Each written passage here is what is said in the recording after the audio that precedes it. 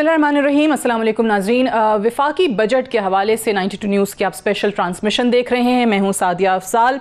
वफाकी वज़ीर हमाद अज़हर ने आइंदा मालियाती साल 2020-21 के लिए वफाकी बजट आज पेश कर दिया है। 7.14 ट्रिलियन का ये बजट है। 3,437 अरब रुपए का बजट खसारा जो है वो बताया गया है।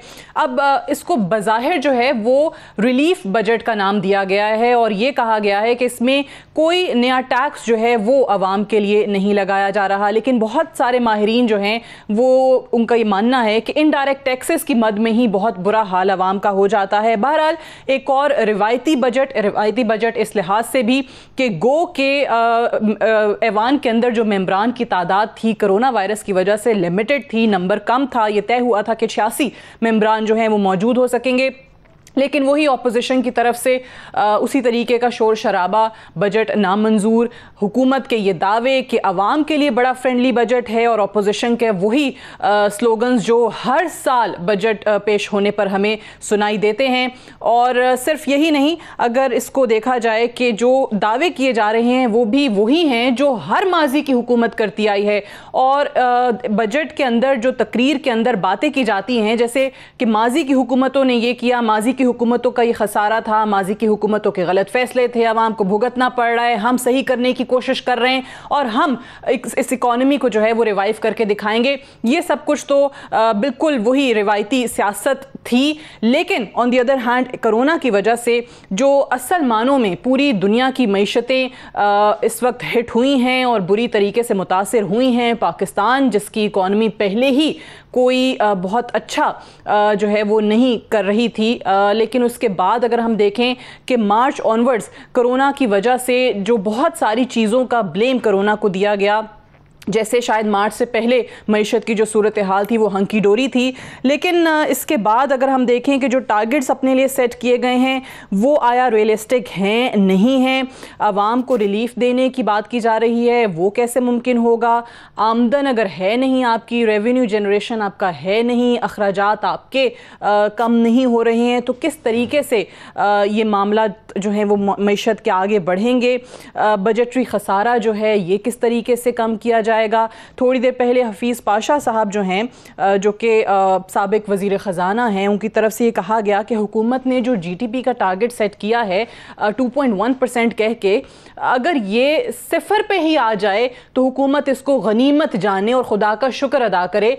और ये उनका मानना है कि ये -1 से -2 पर जा सकता है और वो ये भी कहते हैं कि ये दूसरा ऐसा साल होगा, 2 कंसेक्टिव ईयर्स हम देखेंगे कि जब आपकी जो GDP है, जो ग्रोथ है वो माइनस में जाएगा। तो हमारे जो रिनाउंड इकोनॉमिस्ट्स हैं, जो एक्सपर्ट्स हैं इस मामले पे, वो क्या राय रखते हैं आज ट्रांसमिशन में इसी हवाले से उनसे बात करेंगे। और आवाम के लिए इसको जो रिलीफ बजट का नाम दिया गया है इसमें कितनी सदाकत है? हुकूमत ये भी दावा करती इस वक्त दिखाई दे रही है कि बिज़नेस फ्रेंडली बजट जो है वो बनाया गया है और आइंदा मालियाती साल के अंदर बहुत सारी चीज़ें ऐसी होंगी जिससे पाकिस्तान की इकॉनमी बहाल होती दिखाई देगी। ये फैक्चुअल है नहीं है। पहले मेहमानों का आपसे तारुफ करवा दूँ। हमारे सिराज कासिम तेली साहब मौजूद हैं, चेयरमैन हैं बिजनेसमैन ग्रुप के। ज़ुबैर तुफ़ैल साहब हमारे साथ मौजूद हैं, साबिक सदर हैं FPCCI के। फरहान बुखारी साहब हमारे साथ मौजूद हैं, सीनियर सहाफ़ी हैं, इकॉनमी के हवाले से लिखते हैं, मईशत पे बहुत ज़बरदस्त इनका तज्ज़िया है। और डॉक्टर सलमान शाह साहब हमारे साथ मौजूद होंगे, साबिक वज़ीर ख़जाना है। आप चारों को प्रोग्राम में खुश आमदीद कहते हैं, बेहद शुक्रिया। फरहान बुखारी साहब, आपके तज्ज़िये से मैं आगाज़ करना चाहूँगी। ऑब्वियसली नंबर्स की जगलरी हमने देखी है, हर साल ऐसे ही होता है, आदाद व शुमार जो हैं वो पेश किए जाते हैं, आवाम का फ्रेंडली बजट कह के तकरीर भी होती है, दूसरी तरफ से अपोजिशन जो है वो इसको रिजेक्ट भी करती है, आवाम रोती रह जाती है, आवाम के मसाइल जो हैं वो जू के तू होते हैं। आप किस तरीके से देख रहे हैं ओवरऑल जो टारगेट्स इसमें सेट किए गए हैं वो कितने रियलिस्टिक टारगेट्स हैं? जी शुक्रिया। आपने ये कहा कि हर साल इसी तरह जगलरी होती है। मैं सिर्फ इतना कहूँगा शुरू में ही कि आपने अगर हमाद अज़हर साहब की तकरीर सुनी हो तो उन्होंने शुरू में ही जिक्र किया नया पाकिस्तान और 2018 और 2018 में जब PTI की हुकूमत आई थी तो बहुत ज़्यादा उम्मीद थी कि इस दफ़ा पाकिस्तान का मुस्तक़बिल माजी के मुकाबले में बेहतर और यानी आम लोगों के लिए बेहतर होगा। लेकिन आज के बजट ने ये साबित कर दिया है कि ये हुकूमत माजी की हुकूमतों से कुछ बहुत ज़्यादा मुख्तलिफ नहीं है, बल्कि इनके आदाद शुमार और जो चीज़ें उन्होंने पेश की हैं उसके नतीजे में मुश्किलात बढ़ सकती हैं। अब देखिए ना, ये कहना कि जी ये तो रिलीफ बजट है, भाई रिलीफ कहाँ से हो गया? आप अपने एस्टिमेट्स में ये बता रहे हैं कि 1000 अरब रुपए से ज़्यादा आप अगले एक साल में, अगले माली साल में बनिस्बत इस साल के खर्च करेंगे। अगर आप 1000 अरब रुपए से ज़्यादा खर्च कर टैक्सेस की बात में इकट्ठा करेंगे तो वो ज़ाहिर है लोगों को या तो आप लोगों के ऊपर बोझ डाल के कहीं ना कहीं से वो पैसा इकट्ठा करेंगे। पैसा वैसे ही तो नहीं आ जाएगा एक ऐसी मईशत में जो कि सुकड़ रही है। और हफीज़ पाशा साहब ने सही कहा कि अगले साल भी सुकड़ने का, मज़ीद सुकड़ने का इम्कान है। यहाँ पे ये तो नहीं कि कोई हुकूमत के पास कोई दरख्तों का बाग है जहाँ से पैसे गिरेंगे और इसलिए हमारी किस्मत बदल जाएगी। तो ये इस किस्म की बातों से लगता ये है कि ये हुकूमत जो है इन्होंने वक्ती तौर पे एक बजट प्रेजेंट कर दिया है। मुझे ये लग रहा है कि आइंदा चंद महीनों में कोई ना कोई मिनी बजट यकीनी तौर पे आ सकता है और उसे मिनी बजट कहें या ना कहें, लेकिन कुछ ना कुछ साल के आखिर से पहले कुछ ना कुछ होगा। IMF का भी प्रेशर है, लेकिन उससे ज़्यादा हुकूमत की खुद भी कुछ कोताहियाँ हैं। इस वक्त अभी हाल ही में जैसे आपको पता है कि स्टील मिल्स के हवाले से एक ऐलान हुआ है कि जी 8000 से ज़्यादा लोगों को फारिग करने चले हैं, क्योंकि पिछले 5 साल से वो तनख्वाहें ले रहे हैं लेकिन काम कोई नहीं हो रहा। बड़ी अच्छी बात है। पब्लिक सेक्टर में बेशतर कंपनीज इस वक्त खसारे में जा रही हैं और ये एक पाकिस्तान की मईशत के लिए एक बहुत बड़ा बोझ है, बल्कि बहुत बड़ी मुसीबत, कुछ लोग इसे अज़ाब भी कहते हैं। और वो जो आज जिक्र भी उन्होंने किया और जिस तरीके से एक बाकायदा टीम बनाई थी डॉक्टर इशरत हुसैन की सरबराही में, उन्होंने वो 45 इदारों की लिस्ट भी तैयार की, लेकिन अगर अभी देखा जाए तो एक साल के अंदर भी जी मैं अगर एक बात अपनी मुकम्मल कर लीजिए, मुकम्मल कर लूँ, वो ये है कि एक ऐसे वक्त पे ये तो इतने बड़े चैलेंजेस हैं कि इसके लिए आपको कौमी सतह पे कोई ना कोई इत्तेहाद की ज़रूरत है, कंसेंसस की ज़रूरत है तमाम सियासी जमातों के दरमियान। अब एक तरफ तो आप ऑपोजिशन से बात नहीं करना चाह रहे, इस मुश्किल सूरत हाल में पाकिस्तान की मईशत का ये सबसे बड़ा चैलेंज है और आप उनसे बात नहीं करना चाह रहे, तो कंसेंसस तो बहुत दूर की बात है। और दूसरी तरफ मुल्क को मुश्किल फैसलों की ज़रूरत है, वो भी आप करने से कासिर हैं। स्लिम मेजॉरिटी है यहाँ पे इस्लामाबाद में, लाहौर में भी इसी तरह हालात हैं, तो ये कैसे होगा? मुझे तो समझ नहीं आती।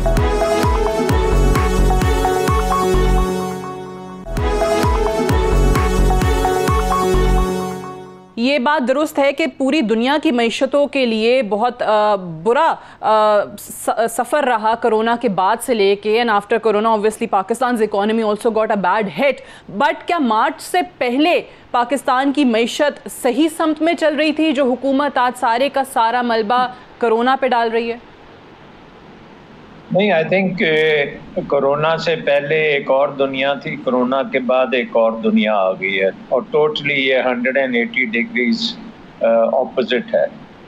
कोरोना से पहले आपको पता है कि हम IMF प्रोग्राम में थे और IMF प्रोग्राम एक बड़ा सख्त प्रोग्राम था जिसका जो शुरू हुआ था वो एक बैलेंस ऑफ पेमेंट क्राइसिस से हुआ था, क्योंकि आपका ट्रेड डेफिसिट कोई 35 अरब डॉलर का था और करंट अकाउंट डेफिसिट 20 अरब डॉलर का था और आपने कोई 12 अरब डॉलर के बैरून मुल्क कर्जे जो है वो वापस करने थे या रीफाइनेंस करने थे और आप एक किस्म के इंसॉल्वेंट हो चुके थे।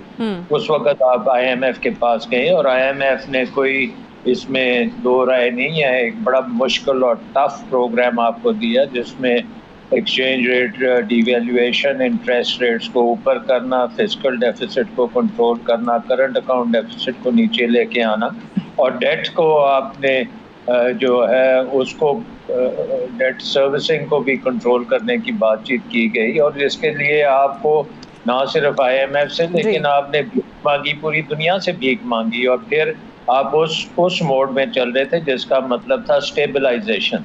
ग्रोथ को क्रश किया गया था स्टेबलाइजेशन के लिए और इसमें किसी ने IMF ने भी नहीं कहा कि जी ये हम कोई ज्यादती कर रहे हैं, सारों ने कहा कि इसके बगैर कोई और चारा नहीं है और ये कड़वी दवाई तो पाकिस्तान को लेनी पड़ेगी।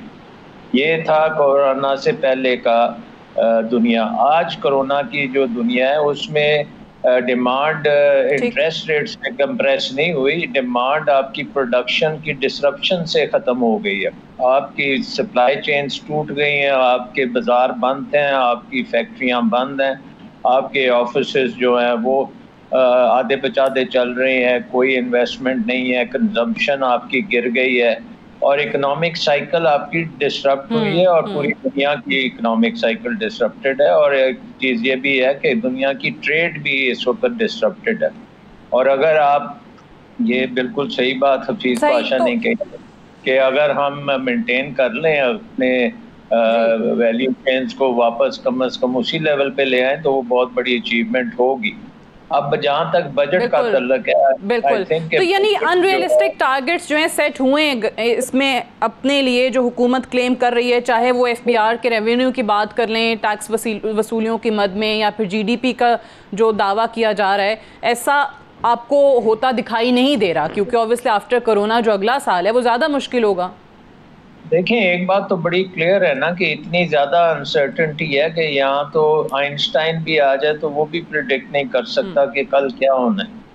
सो आई थिंक ये तो अनसर्टन एक बजट अनसर्टेनिटी है, नंबर 1।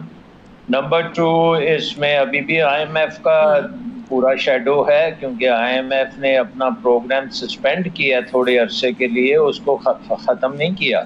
और IMF नज़र रख रही है कि आपके जो ओवरऑल एक्सपेंडिचर्स हैं वो किस किस्म के हैं, और रेवेन्यू में जो आपने रिफॉर्म्स करनी है या आपने कोई और ड्रैकोनियन चीज़ें करनी है वो आप करते चले जाएंगे। तो वो IMF का एक शेडो आपके साथ साथ चल रहा है। इसके साथ साथ आपका डेट वहीं खड़ा है, जो आपका ओवरसीज डेट है $100 बिलियन से ऊपर है, और जब तक वो रीशेड्यूल नहीं होगा तो वो समझ नहीं आती कि वो आप कैसे करेंगे, क्योंकि इस दुनिया में तो आप रीफाइनेंस करेंगे। बिल्कुल ठीक है, मैं आप सही कह रहे हैं कि बिल्कुल 180 डिग्री टर्न जो है वो आ गया है। कोरोना से पहले कुछ और दुनिया थी, कोरोना के बाद कुछ और है। मैं मजीद भी इस पे बात करती हूँ, लेकिन पहले सिराज तेली साहब का और जुबैर तुफैल साहब का भी मौक़िफ़ पहले जान लें इस पे। सिराज कासिम तेली साहब, आप किस तरीके से इसको डिफाइन करेंगे बजट को, जो हुकूमत का दावा है, जो इसको रिलीफ बजट का नाम दे रही है, और साथ ही साथ उनका क्लेम कि बिजनेस फ्रेंडली बजट था,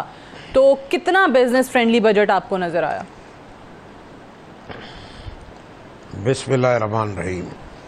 देखें, जहाँ तक इस बजट का ताल्लुक है, मैं तो ये एक्सपेक्ट कर रहा था कि ये वाकई में रिलीफ बजट होगा, और वाकई में जिस तरह हफीज शेख साहब ने हमसे कमेंट किया कि ये रिलीफ बजट होगा, कोई नया टैक्स नहीं लगेगा वगैरह वगैरह।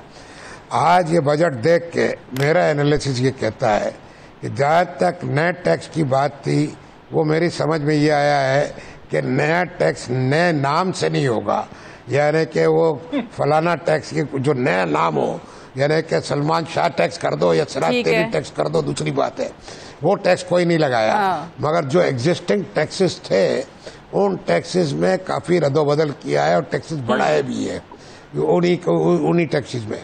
नंबर 2 बात यह है कि ये पिक एंड चूज बजट है।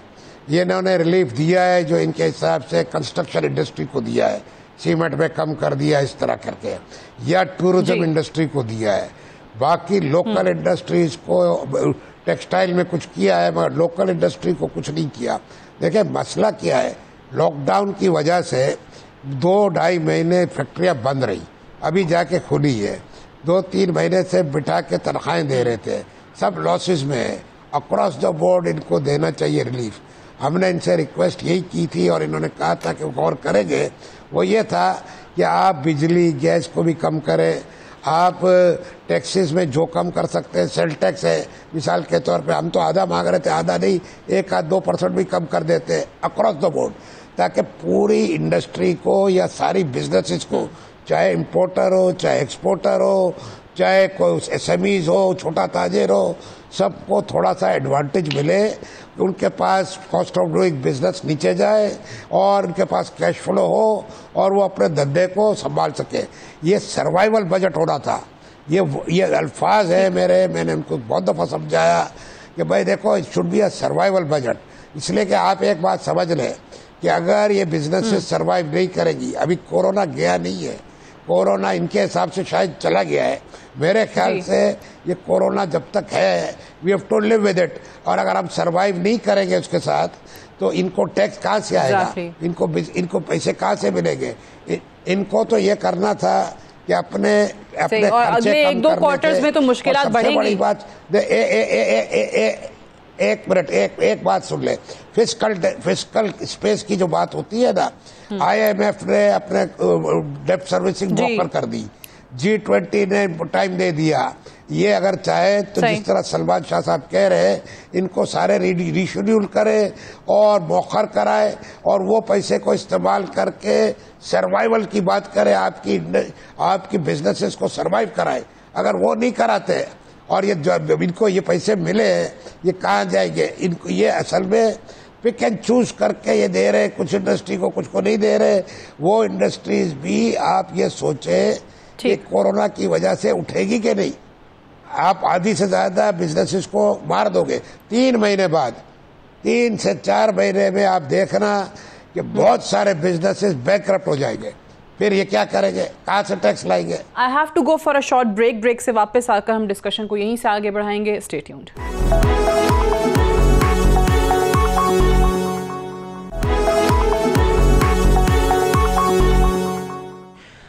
Welcome back. प्रोग्राम में एक बार फिर से खुशामदीद। बजट के हवाले से हम बात कर रहे हैं। फरहान बुखारी साहब, 2-3 चीज़ें जो आज वफाकी वज़ीर हमाद अजहर ने जिस तरीके से बजटरी खसारे की बात भी की, और वही जो मैं इंट्रो में भी कह रही थी कि हम हर साल हर बजट तकरीर के अंदर ये चीज़ें सुनते हैं कि माजी की हुकूमतों की क्या गलतियाँ थी। उन्होंने कहा कि गुज़श्ता हुकूमत में जो बजट खसारा है वो 2300 अरब तक पहुँच गया था, और अभी जो बजटरी खसारा है वो ख़ुद बात कर रहे हैं कि 3437 अरब है।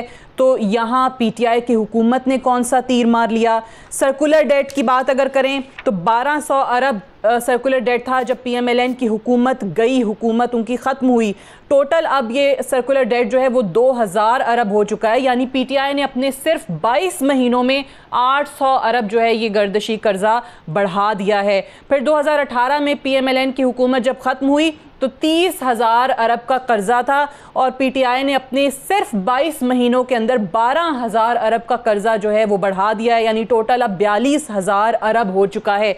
तो ये कहना कब तक मुनासिब होगा कि जी माजी की हुकूमतों की गलतियां हैं और हम उनसे अवाम को और मुल्क को और मईशत को निकालने की कोशिश कर रहे हैं। जी शुक्रिया। मैं तो यही कह सकता हूँ, मुझे पेशा सहाफ़त में कदम रखे हुए कोई 39 साल हो चले हैं। इन 39 सालों में कई हुकूमतें आई गईं, जैसा कि आपने देखा। ये जो बात है ना कि वो पहले वाले ख़राब कर गए थे और हम तो बिल्कुल पाक व पाकीज़ा हैं, ये ज़्यादा से ज़्यादा हुकूमतों के साथ कुछ 6 महीने चलता है। उसके बाद आम लोग मानते नहीं, और सियासतदान या अरबाब इक़्तिदार कितना कहते रहे कि जनाब वो ख़राब करके गए थे, हम तो बहुत बेहतर हैं, ये लोग नहीं मानते। तो हुकूमत मेरे ख्याल में अगर हमाद अजहर साहब ये बात कर रहे हैं और भी वज़रा करते हैं, वज़ीर आज़म भी करते हैं, तो ये इनकी खाम ख्याली है कि इस तरह लोगों को शायद यही ऐसी ख्याल, ऐसी तासुर में लोग रहेंगे कि जी वो पहले वाले ख़राब थे। इस तरह नहीं होता, हकीकत कुछ और है। 6 महीने के बाद लोग कहते हैं कि जनाब आप क्या कर रहे हैं, आप ये बताएं क्या कर रहे हैं। तो इसलिए माजी का करना और माजी की बात करना उसकी बहुत अब तो लिमिटेड यूटिलिटी है। मैं एक और गुजारिश अगर करूं वो ये है कि अच्छा, इस पे भी जरा रोशनी डाल दें कि जब ये बात करते हैं तो हुकूमत साथ कहती है कि हमारे लिए मुश्किलात बहुत हैं, दुश्वारियां बहुत हैं और हमारी मजबूरियां हैं। तो आखिर वो कौन सी दुश्वारियां और मजबूरियां हैं जिनसे ये हुकूमत नहीं निकल पा रही और उसके बाद उनको वो फैसले करने पड़ रहे हैं जिससे मईशत तबाह हो रही है? देखिए, एक बड़ा वाज़ेह सा सवाल है कि अगर आपसे हुकूमत नहीं होती तो आप छोड़ दें, किसी और को करने दें। ये दुश्वारियां और मजबूरियां तो उस वक्त तक होती हैं, उस हद तक यानी जाती हैं जब तक के लोग हुकूमत में रहते हैं, हुकूमत काबू करना चाहते हैं। बाकी मुश्किल हालात तो हैं, ये कोई पाकिस्तान जैसे मुल्क को चलाना कोई आसान बात नहीं है। लेकिन फिर आपको एक जिम्मेदारी दी गई है, लोगों ने आपको मैंडेट दिया है। आप ये मुश्किल और दुश्वारियां ये बात करके आप कहाँ तक जाएंगे, और फिर इस वक्त पाकिस्तान में तो बहुत बड़े पॉलिसी फेलियर्स भी हैं। एक बहुत बड़ा पॉलिसी फेलियर जिसके बारे में हमें तफसील से बात करनी चाहिए वो एग्रीकल्चर सेक्टर का है। इस साल हमने देखा कि एक साल पहले सबसे पहली इतलात आई थी टिड्डी दल के हमले की, पिछले साल जून में। ये गूगल सर्च करके आप देख लें। 6 महीने लगे हुकूमत को इमरजेंसी डिक्लेयर करने पे, और अब ये लोकस पे या टिड्डी दल पे सिर्फ 2-3 महीने से भाग दौड़ तब से ज़्यादा शुरू हुई है जब से फ़खर इमाम साहब वज़ीर बने। उससे पहले कोई इस किस्म की अर्जेंसी हमें नज़र नहीं आ रही थी। इसी तरह पॉलिसीज़ और सेक्टर्स में बहुत ज़्यादा रिव्यू करने की ज़रूरत है, लेकिन वो नहीं कर रहा कोई। वो बिल्कुल एक तरफ लग जाते हैं और वो समझते हैं कि जनाब हर पे आखिर है उनकी बात और सबसे बेहतर जानते हैं। एग्रीकल्चर इतना क्रिटिकल है। हमने तो इस साल देखा है कि जो शुगर और आटे की शॉर्टेजेस हुई हैं उससे कितनी बुरी सूरत हाल मुल्क में बनी है। एग्रीकल्चर को वॉर फुटिंग पे इस वक्त रिवाइव करने की ज़रूरत है और ख़ास तौर पे प्रोडक्टिविटी इंक्रीज़ करने की ज़रूरत है। पिछले एक साल में कम से कम एक major crop cotton crop fail हुई है, कम से कम 2 या 3 मेन क्रॉप्स आपकी उन्होंने अंडर परफॉर्म किया है। अल्लाह बेहतर जानता है कि आगे क्या होगा, क्योंकि हालात अच्छे नहीं हैं। तो बात यह है कि आप कितना कहते रहें कि जी माजी, लेकिन असल सूरत हाल जो लोग मांगते हैं वो हाल और मुस्तकबिल। मैं आखिर में ये भी कहता चलूँ कि आज ये कि बजट स्पीच में कई मज़ाक़ा खेज़ चीज़ें थी। एक बात बड़ी मज़ाक़ा खेज़ थी, वो जो डबल कैबिन पिकअप्स के बारे में वज़ीर मौसूफ ने फरमाया। शाम से वो मजाक का ज़रिया बना हुआ है मुख्तलिफ लोगों के दरमियान कि एक ऐसे वक्त पे कि पाकिस्तान की ऑटोमोबाइल इंडस्ट्री बैठ गई है। फिगर्स आए रिसेंटली पिछले 4-6 महीने के बारे में कि कितनी अंडर परफॉर्म हो रही है। अगर आप डबल कैबिन्स पे वो लगा भी देते हैं तो उसका क्या असर पड़ेगा। इस किस्म की और मिसालें जी, सिगार पे ड्यूटी लगा दी और जनाब सिगरेट पे लगा दी। असल मसला जिस तरह मैंने अर्ज किया था पहले, सिगार, एनर्जी ड्रिंक्स, सिगरेट्स, ठीक है जी बिल्कुल बड़े ये आपने सही कहा कि सोशल मीडिया पे ऑब्वियसली लोग मजाक उड़ा रहे हैं, बहुत सारी चीज़ें ऐसी हैं, ठीक है। लेकिन डॉक्टर सलमान शाह साहब, ये जिस तरीके से हम हमेशा बात करते हैं, हर हुकूमत कहती है, और स्पेशली पीटीआई की अगर हम बात करें तो इन्होंने अपने मंशूर में तालीम और सेहत का बड़ा जिक्र किया था। लेकिन अभी आप और स्पेशली कोरोना के बाद की सूरत हाल के अंदर जब आपका हेल्थ केयर सिस्टम बुरी तरह से एक्सपोज हो गया है, उसके बाद भी क्या हुकूमत की वो प्रायोरिटीज़ पे नज़र आ रहा है आपको कि तालीम और सेहत अगर बात करें तो 30 अरब और 20 अरब रुपए मुख्तस किए गए रिस्पेक्टिवली इन दोनों शोबों के लिए? देखें, ये तो प्रोविंशियल बजट होता है, इसमें फेडरल गवर्नमेंट का इतना रोल नहीं है। 18th अमेंडमेंट के बाद हेल्थ और एजुकेशन ये प्रोविंशियल हैं, और जब प्रोविंशियल बजट आएंगे तो हम उसको देख के एवेल्युएट कर लेंगे। लेकिन आई थिंक फरहान ने बड़ी इम्पोर्टेंट बातें की हैं जो आई थिंक थोड़ी सी उसके ऊपर हमें फर्दर नज़र डालनी चाहिए। नंबर 1 है कि हमारे 2 बहुत बड़े इश्यूज़ हैं। एक तो है हमारा बिजली का इशू, और वो इस तरह से इशू है कि उसका जो सर्कुलर डेट बनता जा रहा है, वो आपने बिजली का निज़ाम ऐसा बनाया हुआ है जिसने वो उसको मल्टीप्लाई करते चले जाना है, क्योंकि IPPs जो हमने बनाए हुए हैं ये सस्टेनेबल नहीं है, वायबल नहीं है, और इनमें बहुत ज़्यादा मिसमैनेजमेंट, करप्शन, हर चीज़ मौजूद है। उसकी कीमत हम कंटिन्यूसली पे कर रहे हैं अनलेस कि आप उन PPP IPPs के मायदों को रद्द कर दें और कहें जी हम नहीं करते, तो आपका सर्कुलर डेट तो बढ़ेगा। दूसरी बात यह है कि IMF का जो प्रोग्राम है वो उन्होंने सस्पेंड ज़रूर किया है, लेकिन उसका शेडो अभी तक हमारे पास है। और इस बजट में अगर आप देखें तो प्राइमरी डेफिसिट जो है वो बड़ा एक इम्पॉर्टेंट इंडिकेटर है कि IMF ने आपको कंट्रोल किया हुआ है, और वो है कि -0.5% प्राइमरी डेफिसिट होगा। जब ये डेफिसिट होगा तो जो भी आप खर्चा करेंगे उसके लिए आपको रेवेन्यू जनरेट करना पड़ेगा। इसलिए मेरा ख्याल है कि उस 0.5 को मीट करने के लिए एक आप दे रहे हैं बजट एस्टिमेट्स रेवेन्यू का, जो कि अनरियलिस्टिक हो सकता है गिवन दी अनसर्टेनिटी, लेकिन वो IMF की एक मुझे डिक्टेशन लगती है जो इसको इस वक्त कंट्रोल कर रही है।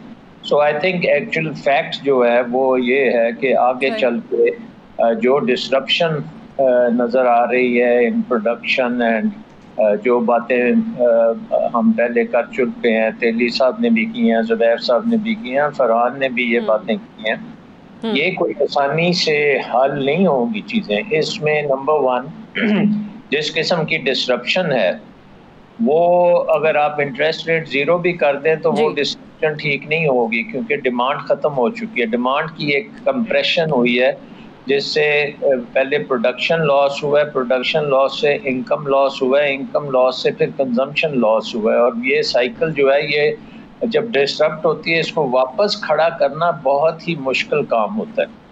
और जो बात तेली साहब ने की कि बेशुमार कंपनीज बैंकरप्ट होगी, ये एन पॉसिबल है कि ये काम होगा अनलेस उसके लिए बहुत तेज़ी से निज़ाम में बैंकों को इसमें बहुत बड़ा किरदार अदा करना पड़ेगा और इसको इंश्योर करना पड़ेगा कि ये कंपनीज बैंकरप्ट ना हो।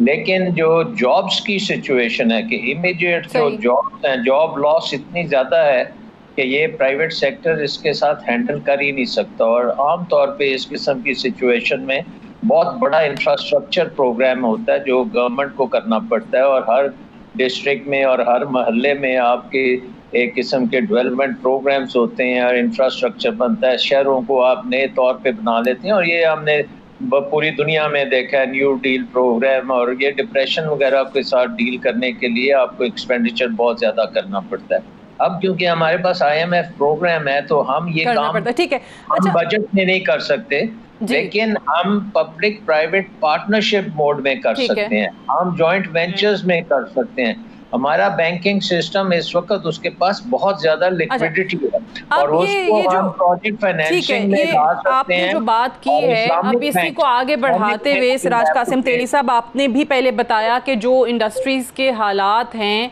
आपने कहा कि वो भी अक्रॉस द बोर्ड रिलीफ जो है उनको नहीं फराहम किया जा रहा। अब वज़ीर आज़म जो हैं वो तकरीर करते हैं और वो कहते हैं कि जी पाकिस्तान के हालात बहुत साजगार हैं, बाहर से लोग आएँ यहाँ पर इन्वेस्ट करें। अब दुनिया भर के इन्वेस्टर जो हैं वो शायद इथोपिया और कंबोडिया जाने को तैयार हैं, बल्कि जा भी रहे हैं, लेकिन वो पाकिस्तान नहीं आना चाहते क्योंकि आप उनको काम ही नहीं करने देते।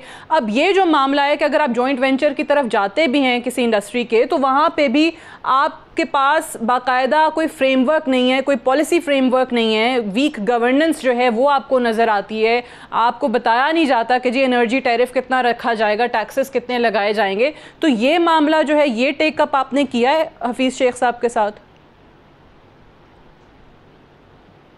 इस पे तो इस वक्त बजट की बातें हुई थी, तो इसलिए बजट की बातें थी, मगर मैं एक बात ये पॉइंट आउट कर लूँ शाह साहब को कि वो ये है कि देखे ये बैंकरप्सी उन लोगों की होगी ज़्यादा जो बैंकों से काम नहीं करते। देखिए SMEs बहुत सारे ऐसे हैं पाकिस्तान में जो बैंकों से पैसा नहीं लेते, और वो मीडियम SMEs हैं या ऐसी इंडस्ट्रीज जो बैंकों से लेती, इसलिए कि कुछ रिलीफ तो बड़े इंडस्ट्रियलिस्ट को जो ये स्टेट बैंक की पॉलिसीज की वजह से मिला है, मगर वो रिलीफ इतना नहीं है, और वो भी जाहिर है कि बैंकिंग रिलेशन जिसके हैं उस हिसाब से मिला होगा, और वो 4% पे जो इन्होंने स्कीम लाए थे। मेरा मसला क्या है कि जो हम देख रहे हैं बहुत सारी ऐसी इंडस्ट्रीज है वो जो बैंकों से या तो काम नहीं करती या करती भी है तो वो इस वक्त इंटरेस्ट रेट भी अफोर्ड नहीं कर सकती, और वो अगले 2-3 महीने में निकल जाएगी। अच्छा, दूसरी बात ये है कि ये जो बात की आपने सादिया, देखे खान साहब के फोकस है वो है एक कंस्ट्रक्शन इंडस्ट्री, दूसरा फोकस है टूरिज्म, तो उसको तो ये लोग ठीक कर रहे हैं। बाकी चीजें जो इनके मॉनिटरिंग कर रही है, जो इकोनॉमिक टीम है, वो टीम की मर्जी चल रही है। और जैसा शाह साहब ने कहा ना कि जाहिर है कि इसमें IMF का इन्वॉल्वमेंट होगा, दूसरों का होगा। अब इनको ग्राउंड रियलिटीज को देखना चाहिए कि जमीन पे क्या है। कराची में आके देखें 17,000 इंडस्ट्रीज है, हम इनको दिखाते हैं क्या हाल में है। अभी 2.5 महीने के लॉकडाउन के बाद लोकल इंडस्ट्री खुली है, एक्सपोर्ट इंडस्ट्री को ये बेनिफिट दे रहे थे और दे रहे हैं, अच्छी बात है, मगर ये तो बताएं GDP का एक्सपोर्ट इंडस्ट्री कितना है।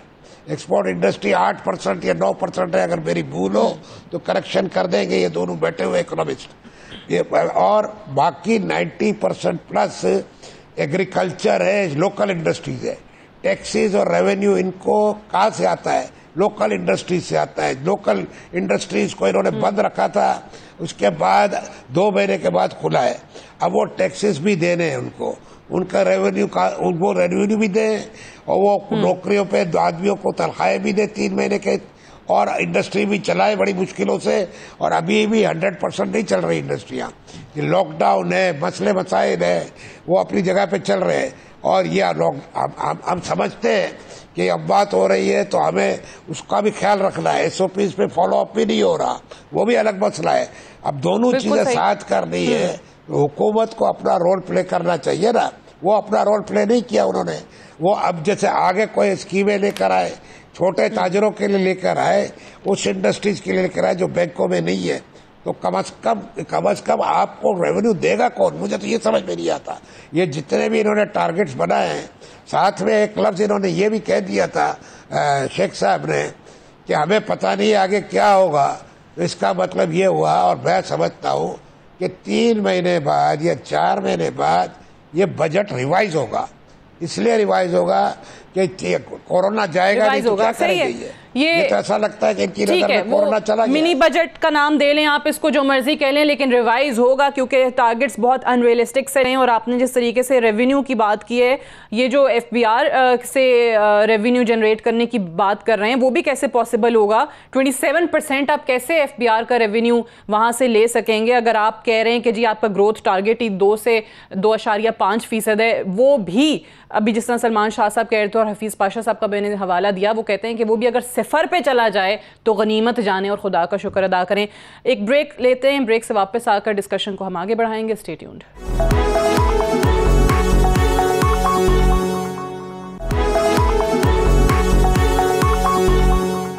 Welcome back. प्रोग्राम में एक बार फिर से खुशामदीद। बजट के हवाले से हम बात कर रहे हैं और ऑब्वियसली बहुत सारे आदाद व शुमार ऐसे हैं जिनको देख के ये लगता है कि आने वाले दिनों में आवाम के लिए, मुल्क के लिए, मईशत के लिए मुश्किलात जो हैं वो मज़ीद बढ़ेंगी।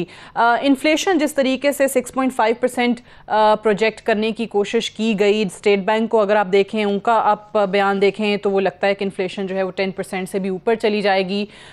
फिर ख़ुद हुकूमत की तरफ से कहा गया कि ऑब्वियसली पहले भी कुछ हालात अच्छे नहीं थे, लेकिन कोरोना के बाद से जो बेरोजगारी है वो भी बढ़ रही है। 1 करोड़ लोग जो हैं वो जॉब से फारिग हो सकते हैं, बेरोजगार हो सकते हैं। ये वो हुकूमत है जिसने 1 करोड़ नौकरियां देने की बात की थी, 50 लाख घर बनाने की बात की थी, लेकिन अब लोग जो हैं वो बेरोजगारी का सफ़र जो है तय करते दिखाई दे रहे हैं। रेवेन्यू जनरेशन है नहीं, अखराजात आपके कम नहीं हो रहे। फरहान बुखारी साहब, आज हमाद अजहर साहब ने भी कहा कि इस हुकूमत की 2 प्रायोरिटीज़ जो हैं वो रही हैं, battling corruption and obviously accountability, जिसका बहुत ज़्यादा चर्चा है जब से PTI की हुकूमत आई है।